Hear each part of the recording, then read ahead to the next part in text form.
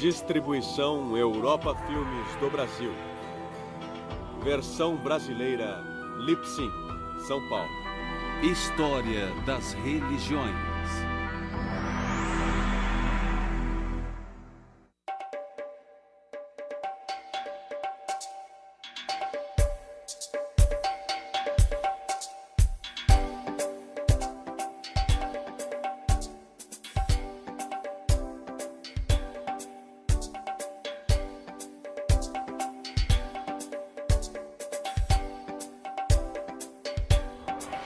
Religiões africanas e afro-americanas. A África atual inclui mais de 40 estados-nação, muitos deles com uma grande variedade de culturas e religiões. Estudiosos já estimaram que mais de 1000 línguas são faladas neste grande continente. Muito da variedade da África deve-se à sua longa história e à sua geografia bastante diversa. Há 4 grandes desertos na África: o Kalahari, no sudoeste, o da Líbia, no norte, o da Núbia, no nordeste, e o Saara, que se estende do rio Nilo, no leste, até o Oceano Atlântico, no oeste. Só o Saara cobre 8.600.000 km², quase um terço da África. Nômades e tribos de pastores há muito tempo vivem nessas áreas desoladas. Mas a África também possui inúmeras selvas, vastas campinas e montanhas majestosas. Muitos rios serpenteiam pelo seu solo. O rio mais extenso da África e também do mundo é o Nilo, que percorre mais de 6.000 quilômetros desde o Lago Vitória até o Mar Mediterrâneo. Às margens desse antigo rio, faraós construíram suas tumbas e acredita-se que Moisés foi tirado de suas águas. A civilização africana muito foi moldada por uma grande migração de pessoas por estas águas, vindas de outros continentes e outras culturas. É uma grande combinação de sociedades moldadas por uma enorme variedade de influências. As religiões africanas são tão diversas quanto suas culturas. Mas também houve influências unificadoras, principalmente do cristianismo e do islamismo.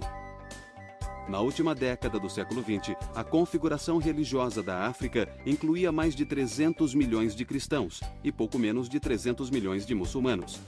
Existem cerca de 70 milhões de seguidores de religiões tradicionais africanas e cerca de 1,5 milhão de hindus. De 30% a 40% dos africanos praticam as religiões nativas ou o que os historiadores geralmente chamam de religiões tradicionais africanas. As crenças nativas sobreviveram ao se misturar com o cristianismo e com o islamismo. Essa mistura ou combinação é chamada de sincretismo, um fenômeno comum na história das religiões e das culturas. As religiões tradicionais africanas continuam presentes entre as sociedades étnicas que os historiadores chamam de povos tradicionais. Essas sociedades se concentram na região subsaariana, próximas ou abaixo do Equador. As religiões tradicionais africanas tendem a se estruturar mais em performances dramáticas do que em discursos filosóficos. As performances dramáticas tendem a ser sensuais. Visão, audição, olfato, paladar e tato, todos empenhados em unir o mundo espiritual dos deuses e espíritos ancestrais ao mundo social dos devotos tradicionais. Máscaras e roupas especiais, ervas e comida, danças e sacrifícios, gritos, cantos e discursos emocionados. Tudo isso é empregado nas religiões tradicionais africanas. O conceito geral mais amplo das religiões africanas nativas envolve uma gama de conceitos e preceitos.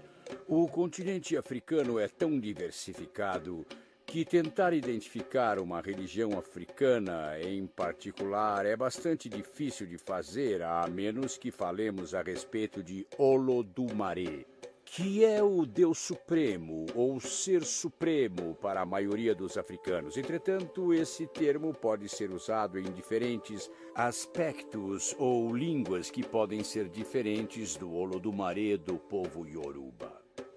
Há muitas sub-religiões dentro das principais religiões africanas. Uma coisa importante, na África a religião não é só no domingo de manhã, é uma coisa diária e cada grupo em particular pode ter sua divindade de preferência e ela terá relação com seus ancestrais. Através de performances dramáticas em festejos e cultos, espíritos e deuses baixam nos devotos e são incorporados.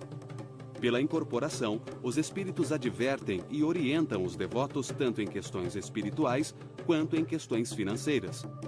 Mas às vezes eles também podem causar o mal.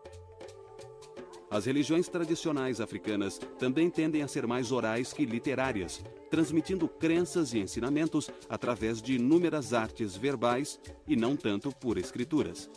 Mitos e folclore, enigmas e provérbios e, às vezes, canções e poesias são utilizados.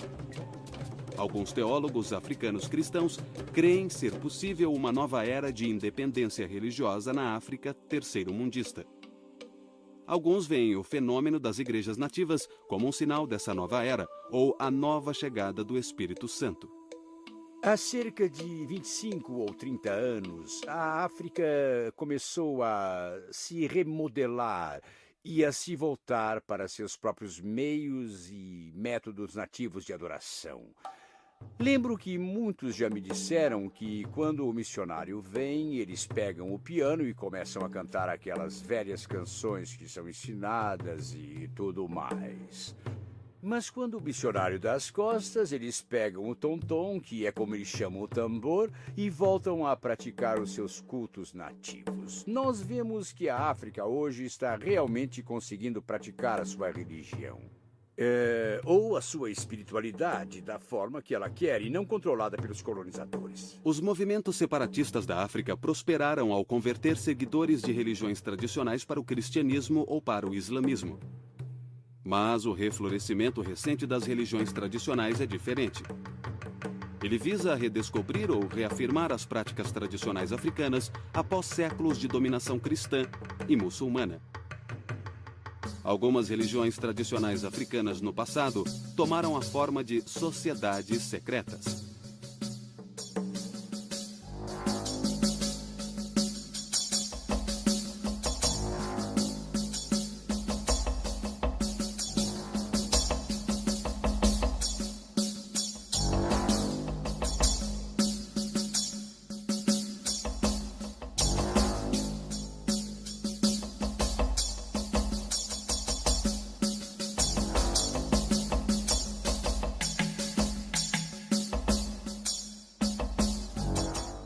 Hoje, as sociedades secretas da África se tornaram outro elemento dos movimentos neotradicionais. Alguns teólogos africanos sugerem que as religiões tradicionais revitalizadas podem até ficar unificadas com o cristianismo e o islamismo africanos. Alguns até especulam que tais forças unificadas podem um dia unir a África como uma só nação. Hoje é comum dizer que os mitos constroem o mundo. Sobretudo para os tradicionalistas africanos, os mitos são histórias excepcionais, exemplares, cheias de significado sagrado e moral. Alguns mitos africanos referem-se ao comportamento moral, explicando por que certas práticas devem ser feitas de um modo e não de outro. Mas outros mitos expressam valores e atitudes morais em relação à realidade da África tradicional. Mitos e folclore, juntamente com outras artes orais, como enigmas e provérbios, têm assim uma função social ao dar à vida diária um significado transcendental. Apesar de gerações em contato com outras religiões dominantes, os iorubás conseguiram preservar virtualmente intactos os mitos tradicionais que há muito compõem suas práticas religiosas. O povo iorubá é um dos grupos religiosos mais numerosos no oeste da África, chegando a 15 milhões de pessoas. Embora habitem a maior parte da Nigéria, os iorubás também habitam regiões que vão do Benin até o rio Níger. Os iorubás não são meramente uma tribo. Eles já foram uma civilização próspera dedicada à lavoura e ao engenho. A religião iorubá é geralmente associada ao politeísmo. Mas tal associação ignora totalmente a natureza da religião iorubá, assim como seus mitos, seu folclore e seus rituais. A religião iorubá de fato abrange um conjunto de divindades, mas todas elas são manifestações de uma divindade suprema. A estrutura Ifá, Orixá ou o panteão começa com o Olodumare, que é traduzido como o controlador do universo. Essa entidade seria conhecida como nosso Ser Supremo. A partir dessa entidade, nós temos os orixás. Esses seres divinos são várias expressões do Ser Supremo, que foram encarregados pelo Ser Supremo de criar o mundo. Essa versão comum do mito da criação dos Yorubás nos revela algo sobre a relação entre o Olodumare e as divindades menores chamadas de orixás. Cada orixá é uma representação ou manifestação do poder de Olodumare, mas nenhum deles é Olodumare. Somente Olodumare é supremo. As outras divindades exercem um papel muito importante. Elas são mais atuantes nas questões humanas. E o Ser Supremo é meio que representado por essas outras divindades. E cada uma tem seu próprio altar, tem seu próprio sacerdócio, seu próprio conjunto de tabus e objetos sagrados, locais sagrados, e controla aspectos específicos do comportamento humano ou de todos os nossos problemas globais. E isso praticamente não existe nas religiões tipicamente ocidentais. O Olodumare, de fato, remonta aos primórdios da mitologia iorubana, mas seu poder e sua presença é manifestada e transmitida em mitos que personificam a natureza e os processos naturais. A terra, os rios, lagoas e oceanos, tudo é respeitado como pessoas ou deuses. Às vezes, o Olodumare é até mesmo retratado como uma pessoa importante que viveu há muito tempo. O orixá Nlá, também chamado de Obatalá, é uma manifestação de Olodumare. Esse orixá, ou deus menor, é o criador, o modelador das formas humanas. Embora Obatalá geralmente seja andrógeno, ele é mais frequentemente descrito como homem. Ele é o criador dos bebês no útero. Ele até mesmo cria os deformados e desfigurados. Portanto, zombar de tais criaturas desafortunadas é zombar do próprio Obatalá. Não está totalmente clara qual é a relação entre Obatalá e os outros orixás, mas de acordo com a mitologia iorubana, existe aparentemente uma hierarquia de orixás. Alguns têm sua origem no próprio Olodumare. De acordo com a primeira versão do mito da criação, esses orixás originalmente habitavam os céus com Olodumare e eles auxiliam Obatalá em seu trabalho de criação. Esses orixás também são divindades primordiais. Entre eles estão Exu, Xangô, Ilê e Olum-Milá. Olum-Milá também leva o título de Babalaô, o pai dos mistérios. Ele é enviado por Obatalá para dar orientação. Exu, outro orixá primordial, é representado na mitologia iorubana como o brincalhão. O brincalhão ou travesso aparece em muitas mitologias tradicionais africanas.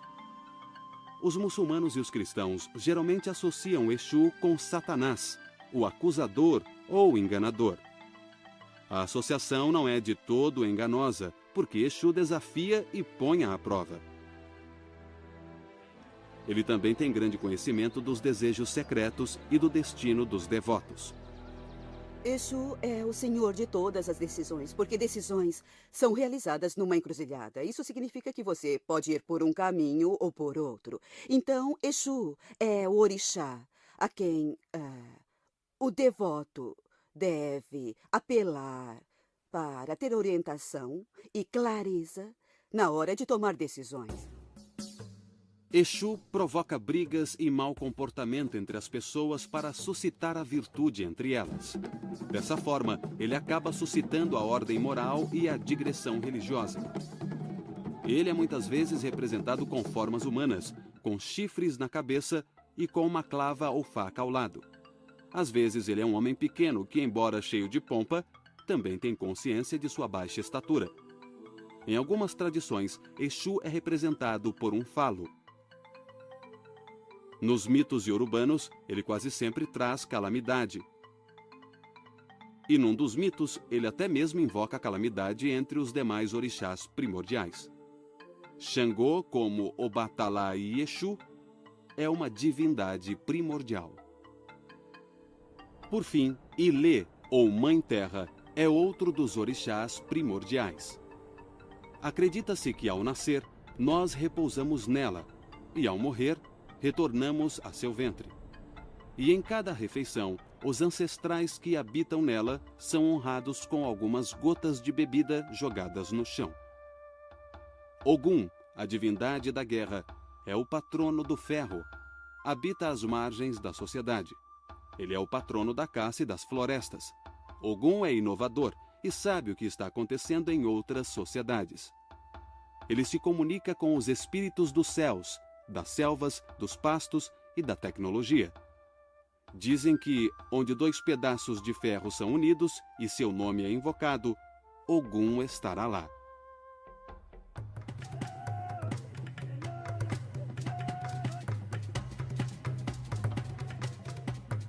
Entre os Shonan do Zimbábue, os ancestrais são os intercessores entre o Deus Supremo e a comunidade dos vivos. Os Shonan acreditam que o Deus Supremo é um ser metafísico que não interage diretamente com a comunidade humana. As relações espirituais entre deuses e humanos ocorrem através dos ancestrais, que, como espíritos, podem se comunicar com o Deus Supremo.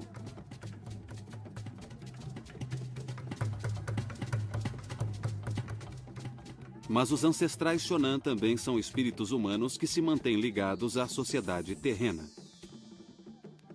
Independentemente de como os humanos são vistos entre esses povos tradicionais, eles estão quase sempre ligados ao mundo divino, ou por seus espíritos, ou pelo destino.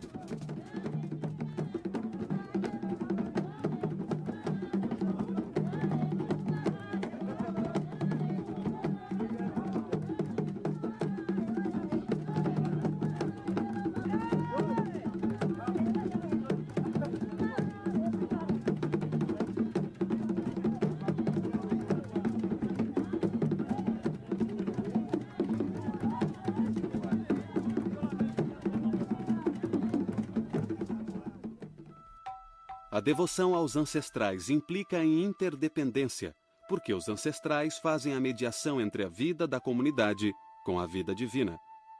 Os ancestrais participam ativamente tanto no domínio dos mortos quanto no dos vivos. Os Yogi, que é o plural de Yog, não são presenças sempre amigáveis ou más em certos santuários. Tais espíritos e forças também se envolvem nos conflitos da sociedade com outros Yogi. Alguns desses Yogi podem trazer calamidade, principalmente doenças. Os Acholi praticam rituais para apaziguá-los ou expulsá-los, às vezes através de provações longas e torturantes. Os rituais de cura dos Acholi envolvem primeiro um curandeiro, um adivinho, que verifica uma doença como sendo causada por um Yogi. Junto a assistentes e à família, o curandeiro e seus auxiliares cantam canções Yogi. Tambores e chocalhos são usados para soar vários ritmos. No processo, às vezes o Yogi possui o curandeiro, fazendo com que ele ou ela se agitem violentamente. Se isso acontece, o ritual para. O curandeiro então chama alguém com mais experiência, autoridade e força para dar continuidade ao tratamento. Os remédios tradicionais africanos são feitos de cascas e seivas de árvore e extratos de raízes e outras ervas. E conforme observado nos rituais de cura dos Acholi, tratamentos farmacêuticos e adivinhações ajudam a restaurar a vitalidade daqueles cuja doença é tida essencialmente como um mal do espírito. Os Yorubás, assim como outros grupos religiosos tradicionais, consideram os seres humanos como um composto. o espírito retorna para Olodumare, a divindade suprema, enquanto o corpo retorna para Ilê, a Mãe Terra. Após a morte de alguém e em determinadas ocasiões, os africanos tradicionais festejam num ritual de dança chamado Egungun. A celebração do Egungun é exclusiva em sua performance.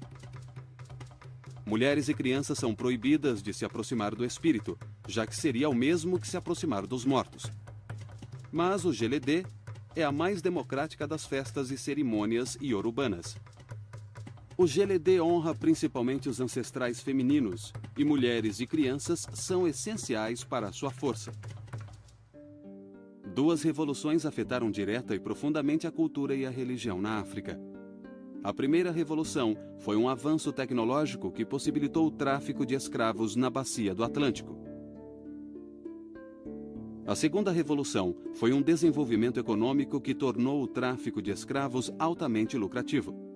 Cerca de 10 milhões de africanos foram levados para as Américas nos séculos seguintes, e suas religiões tradicionais foram com eles. Quando os africanos foram trazidos para as Américas e escravizados, foram esses mesmos sacerdotes e sacerdotisas, agindo em segredo, agindo como médicos, por um lado, que conseguiram também manter essa identidade viva. E eles conseguiram transmitir uma força espiritual, uma energia que permitiu que as pessoas sobrevivessem àquelas circunstâncias devastadoras. Com a invenção de navios à vela que navegavam a Abolina e com a melhoria dos mastros e da força de tração, os portugueses, no início do século XV, conseguiram navegar para o sul, até o Senegal, no noroeste da África, e ainda voltar para o norte. Isso abriu uma rota definitiva da Europa para a África subsaariana.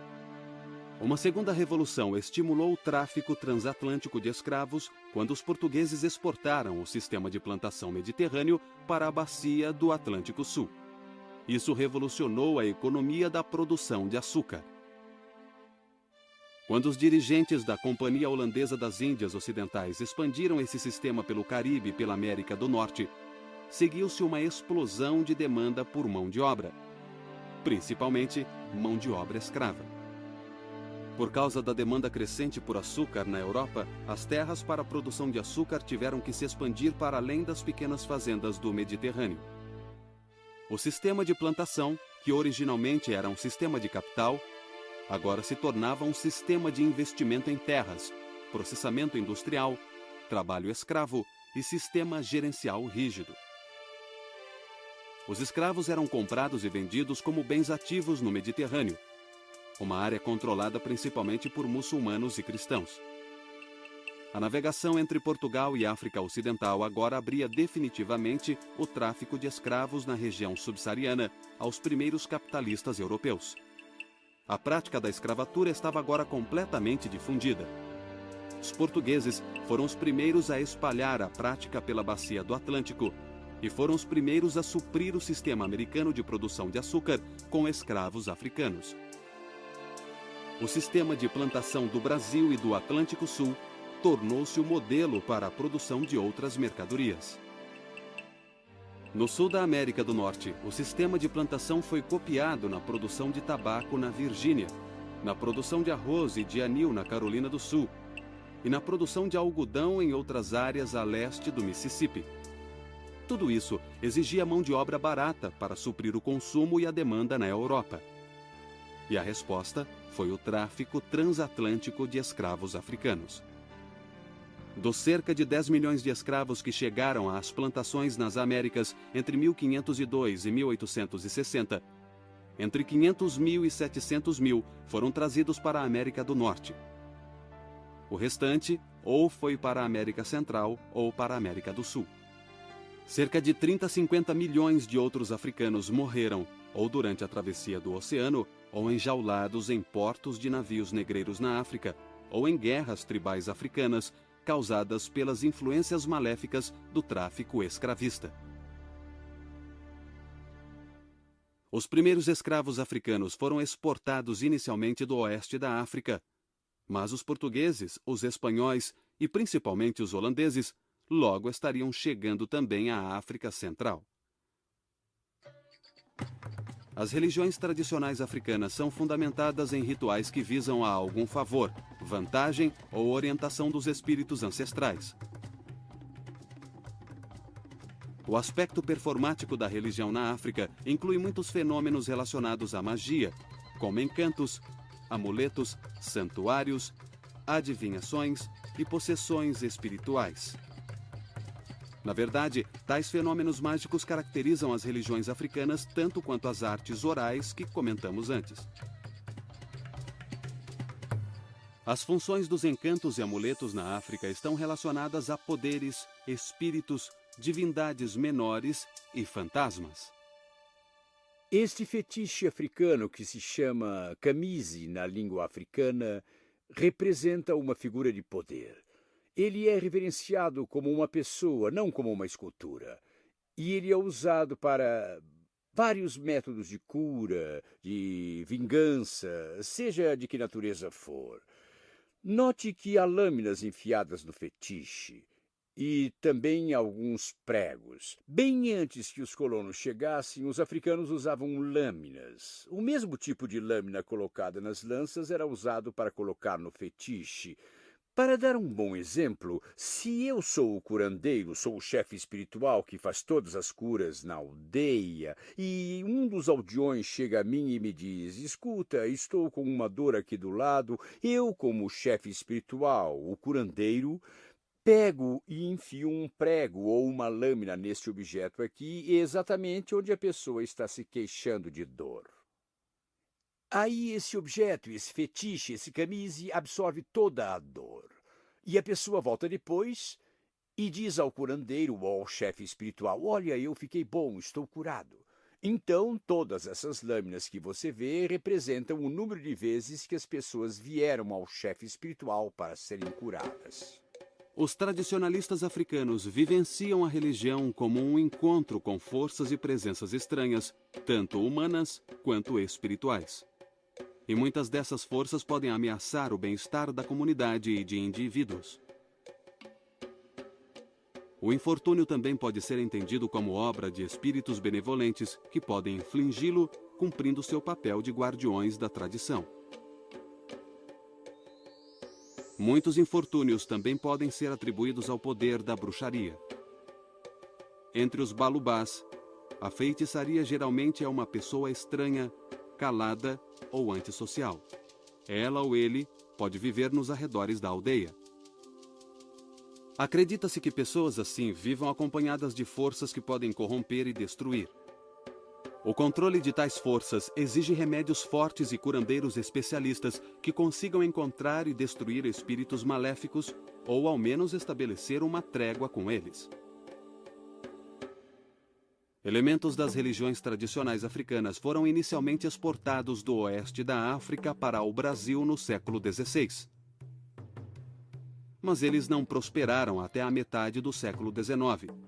Muitos cultos tradicionais africanos se enraizaram. Os diversos cultos brasileiros dão ao médium espiritual um papel essencial, com ênfase especial na possessão de espíritos e na adivinhação. A adivinhação invoca a ajuda do mundo espiritual para aqueles que sofrem com infortúnios no mundo dos vivos. É um aspecto sólido da mediunidade, e no Brasil a adivinhação continua ligada profundamente a funções similares na África. Os cultos afro-brasileiros, como as religiões tradicionais da África, dão grande ênfase à performance como falas e danças, tambores e sacrifícios. As cerimônias são dramáticas, coloridas e exaltadas. Elas evocam os poderes milenares e a presença de divindades e santos. Os afro-brasileiros nem sempre foram apoiados ou encorajados a praticar abertamente sua religião tradicional. Suas práticas religiosas foram proibidas e perseguidas. Por precaução, o sincretismo dos orixás com os santos católicos deu a elas uma certa legitimidade entre a população predominantemente católica do Brasil. Os afro-brasileiros, na verdade, ficaram à margem das elites governantes em nível regional e nacional, no Brasil e em outras regiões. Os vários cultos afro-brasileiros muitas vezes suscitaram debates sobre a autenticidade, geralmente levantando a questão de se um culto pode mesmo associar suas práticas às tradições africanas originais. Entre os cultos do Caribe que ganharam a atenção dos historiadores religiosos, nenhum é mais estudado do que o voodoo haitiano. E precisamente por isso, o voodoo é bastante mal interpretado. Assim como nos cultos brasileiros, aqueles que praticam o voodoo são descendentes de povos do oeste africano. O voodoo é principalmente associado com os haitianos e com os crioulos de Nova Orleans. É uma mistura de religiões tradicionais africanas e práticas católicas romanas. Quando os africanos chegaram aqui, a maioria desembarcou no porto de Nova Orleans e em Charleston, Carolina do Sul. Aqueles que chegaram em Nova Orleans e Charleston, na Carolina do Sul, vieram direto da África. Todos os demais vieram das ilhas. Eles haviam sido doutrinados ou domados nas ilhas ou no Caribe através das Índias Orientais. Mas os que chegaram em Charleston, os que chegaram em Nova Orleans, vieram direto da África. Por essa razão, você tem na Carolina do Sul e em Nova Orleans, naquela região, muitos e muitos sinais da religião africana nativa do Vodum. Vodum é a adoração de divindades africanas tradicionais do antigo povo Fon, que pertencia ao reino de Daomé, que hoje é o Benin. E o seu sistema se desenvolveu no Haiti como o Vodum haitiano. Há algumas pequenas práticas individuais derivadas do Vodum que chegaram na região sul dos Estados Unidos devido ao tráfico escravista, através de duas cidades principais, uma Nova Orleans e a outra é Virgínia. Mas elas não se desenvolveram na religião propriamente dita. Ficaram mais no nível do ritual individual, em que as pessoas faziam determinadas coisas que eram parte da religião, mas as divindades, em termos de como eram adoradas no Haiti, não vieram a este país para ficar muito tempo. No voodoo haitiano, o princípio controlador é o Loa, uma classe de espíritos, manifestações, forças e entidades espirituais. A relação entre os devotos e o Loa é performática, dramática e mágica. Exatamente como era nos cultos dos ancestrais na África.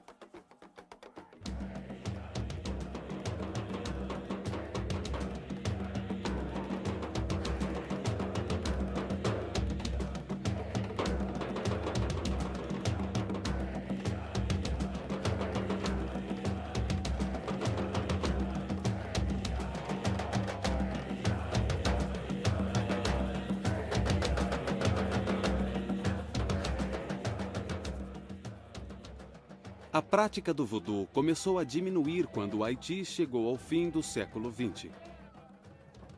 Uma das causas do declínio do voodoo é o fim das grandes famílias rurais. Outra causa é a fragmentação de grandes cultos em cultos menores, dirigidos por sacerdotes mal treinados. Uma outra causa é a pobreza, que fez com que muitos devotos do voodoo procurassem a vida urbana. Nas cidades, esses devotos esquecem suas preocupações agrárias tradicionais e sua ligação com os espíritos ancestrais. No entanto, o culto do voodoo ainda é uma crença vigorosa na bacia do Caribe e em partes da América do Norte. Entre as menos conhecidas das religiões afro-caribenhas está a santeria, uma religião tradicional praticada principalmente em Cuba e em Porto Rico. A santeria, que significa adoração aos santos, preserva elementos distintos da religião iorubá no Novo Mundo. De fato, sua divindade central é o Olodumare, o deus dos iorubás. Os orixás, ou os deuses menores da tradição iorubana, são venerados como anjos da guarda pelos devotos da santeria. Várias versões da religião iorubá eram praticadas entre os povos hispânicos e daí evoluíram para uma prática chamada santeria. A religião iorubá acabou se misturando com o catolicismo francês. Algumas divindades dos iorubás foram transformadas em santos naquela época. Portanto, havia uma certa correspondência e eles conseguiram transformar todos aqueles conceitos religiosos em algo bem mais aceitável. Então a santeria e Yorubá estão muito ligados. A escritora Mihene Gonzalez Whipler observa que cada devoto da santeria usa a adivinhação para determinar qual orixá foi designado como seu ou sua divindade protetora. Os adeptos da santeria acreditam em possessão espiritual. Os santeiros são possuídos ou servem de cavalo para os orixás ou santos. Em tais possessões, o santeiro torna-se o médium pelo qual um orixá ou santo falará cara a cara com os devotos. Tudo isso envolve um complicado e longo sistema de iniciação para cada devoto da santeria. O amor é uma virtude de Lodumaré que nós aqui na Terra tentamos alcançar. Para adquirir e manter o verdadeiro espírito do amor, devemos nos sacrificar e alimentar o espírito diariamente. Isto representa a bondade de Iejiabe. Purificação, bom caráter e longa vida. Vocês dois podem beber, por favor. Muito bem, para sua noiva.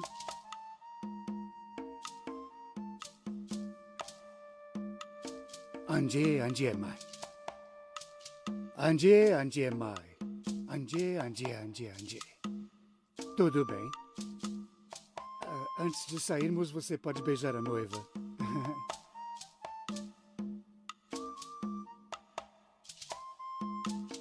Mas esse foi um beijo muito bonito mesmo. Então vamos lá, tudo bem? Anje, Anje, Anje, Anje, Anje Mai. Os senhores de escravos espanhóis em Cuba associavam a santeria à adoração do diabo e os devotos acabaram sendo perseguidos. Por isso, sua prática durante muito tempo foi feita em segredo. Como o voodoo, a santeria ainda está envolta em segredo. E assim como no voodoo, pessoas de fora consideram a santeria exótica e diabólica. A santeria é vista com suspeita principalmente porque os sacrifícios são parte essencial dos rituais. E até o sacrifício com sangue pode ser praticado quando envolve uma importante questão espiritual. Os cultos neotradicionais africanos não são tão comuns nos Estados Unidos quanto são na bacia do Atlântico Sul. O estudo das religiões afro-americanas nos Estados Unidos tendem a enfatizar a ascendência cultural do protestantismo afro-americano em oposição ao catolicismo afro-americano, ao islamismo afro-americano e aos cultos neotradicionais africanos. Essa ênfase no protestantismo afro-americano é fundamentalmente baseada no contato histórico entre escravos africanos e colonizadores britânicos protestantes. Em outras palavras, foi o protestantismo americano que legitimou a instituição da escravatura nos Estados Unidos. E foi ao protestantismo que os primeiros escravos foram expostos. Sociólogos como C. Eric Lincoln e Lawrence Mamia descrevem o cristianismo afro-americano nos Estados Unidos com o termo Igreja Negra. Sociologicamente, as igrejas negras são aquelas constituídas por qualquer cristão negro, se ele ou ela for membro de uma congregação negra. As igrejas negras, assim definidas, são as 7 maiores congregações independentes, controladas exclusivamente por negros e juntas agrupavam 80% dos devotos religiosos negros no final do século XX.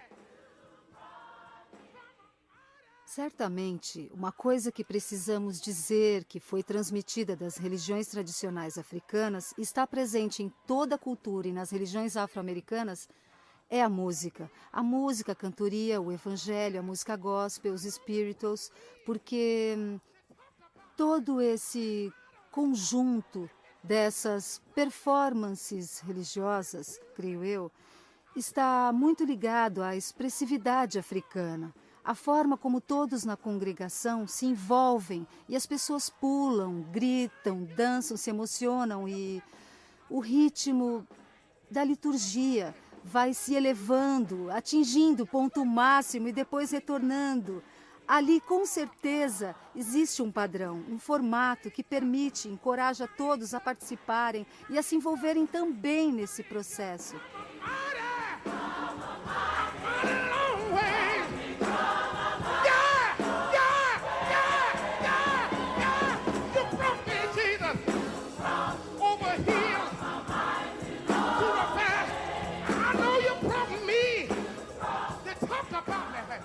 Embora as igrejas afro-americanas sejam identificadas com as seitas protestantes, Lincoln e Mamiya sugerem que elas também têm relação com as religiões tradicionais africanas de uma forma conceitual e moral. Eles explicam a relação em termos do que chamam de cosmos sagrado negro, que é um universo paralelo ao cristianismo europeu. A ideia do cosmos sagrado negro é, em parte, uma resposta a outros sociólogos que afirmam que as igrejas afro-americanas são apenas uma tentativa débil de imitar a cultura branca. Esses outros sociólogos dizem que as igrejas afro-americanas não exibem nenhum elemento excepcional que as diferencie do cristianismo e da cultura europeia. Mas para sociólogos como Lincoln e Mamiya, as igrejas afro-americanas são alternativas morais e religiosas para as grandes igrejas norte-americanas. Nós não viveremos em pecado porque somos filhos de Deus. E quando tudo isso aqui acabar, quando a noite não mais se projetar sobre nós, quando nós não mais estivermos às margens deste rio, poderemos declarar como Martin King declarou: finalmente livres, finalmente livres. Graças a Deus Todo-Poderoso, finalmente livres. As igrejas afro-americanas tendem a ser evangélicas. Para tais igrejas, a pregação tende a se basear em histórias bíblicas, tanto das escrituras hebraicas quanto do evangelho cristão. E busca converter os descrentes ao cristianismo. Ideias como santidade e santificação são frequentemente usadas para descrever tal forma de pregação. Música gospel e pregações carismáticas são parte proeminente de sua vida religiosa. Os ensinamentos sociais das igrejas afro-americanas tendem a ser igualitários. Na verdade, a ênfase igualitária identifica fundamentalmente os ensinamentos sociais das igrejas afro-americanas. Tal ênfase talvez nunca tenha sido tão evidente como no movimento pelos direitos civis na década de 60. Mas os sociólogos Lincoln e Mamiya sustentam que a influência das igrejas afro-americanas é mais evidente não no ativismo pelos direitos civis, mas sim na influência interna da própria cultura afro-americana. Com a Revolução Cultural nos anos 60 e começo dos 70, as igrejas afro-americanas começaram a examinar suas possíveis ligações com as religiões tradicionais africanas. Existe um ressurgimento. Eu gosto de usar a palavra renascença. Há uma renascença de religiões africanas ocorrendo exatamente neste momento. Ela, na minha opinião, atingiu o seu segundo estágio. O primeiro estágio da expressão da religião foi a forma como a religião precisou ser praticada durante os anos de escravidão. Por causa do modo como a escravidão funcionava na época, em vários lugares, as religiões tiveram que se esconder. Elas não podiam ser praticadas publicamente. Elas, se fossem praticadas publicamente, tinham que ser sob um disfarce ou com uma máscara, fingindo fazer alguma coisa que não estavam fazendo ou fingindo ser uma coisa que não eram. Nos últimos, eu diria, 50 anos, desde a década de 1950, a religião começou a passar por um outro processo de nascimento. E esse processo de nascimento, baseado no que eu observei, levará a religião a um outro estágio do seu ciclo de expressão, que é se tornar pública. Os aspectos dramáticos e orais da cultura tradicional africana são vistos com mais força nas instituições leigas afro-americanas, como na arte, na música, no teatro, na literatura, no cinema e organizações políticas radicais. Elementos distintos das religiões tradicionais africanas aparecem entre os católicos afro-americanos e entre os devotos de cultos neotradicionais afro-caribenhos e cultos religiosos afro-brasileiros. Mas os números em tais grupos são pequenos, e eles estão fora do eixo principal das práticas religiosas afro-americanas. As religiões tradicionais africanas fornecem informações valiosas para a nossa compreensão das civilizações humanas. Elas são a memória viva das origens tribais e ancestrais de muitas das chamadas grandes religiões. A história das religiões africanas e afro-americanas é uma história de sincretismo e conversão.